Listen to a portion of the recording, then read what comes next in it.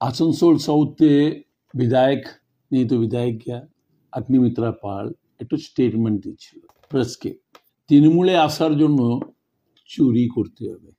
আমি বুঝতে পারছি না এইসব বাজে ও কি বুঝাতে চায়। 2024 এ বিজেপি আসছে। আসানসোল দক্ষিণের বিজেপি বিধায়ক অগ্নিমিত্রা পালকে কুরুচিকর মন্তব্যের অভিযোগ তৃণমূল কংগ্রেসের রাজ্য নেতা ভি শিবদাসন দাসুর বিরুদ্ধে। এর প্রতিবাদে বিজেপির পক্ষ থেকে আসানসোল কর্পোরেশন মোড়ের সামনে বিক্ষোভ। জিটি রোড অবরোধ করে টায়ার জ্বালিয়ে বিক্ষোভ বিজেপি কর্মী সমর্থকদের।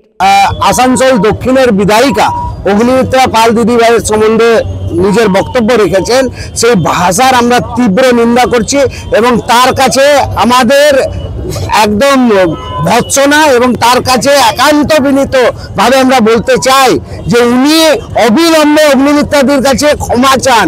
যদি উনি ক্ষমা না চান তো পরবর্তী আন্দোলন ওনাকে ঘিরে ওনার সামনে হবে।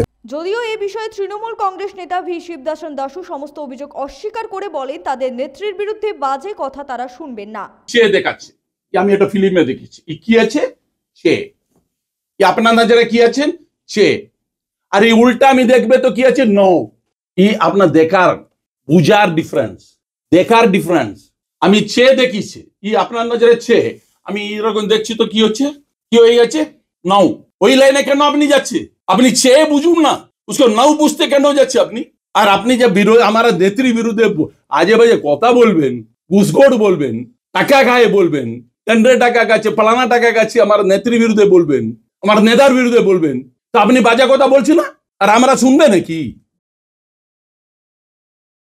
আসানসোল থেকে সঞ্জয় যাদবের রিপোর্ট 99 নিউজ বাংলা।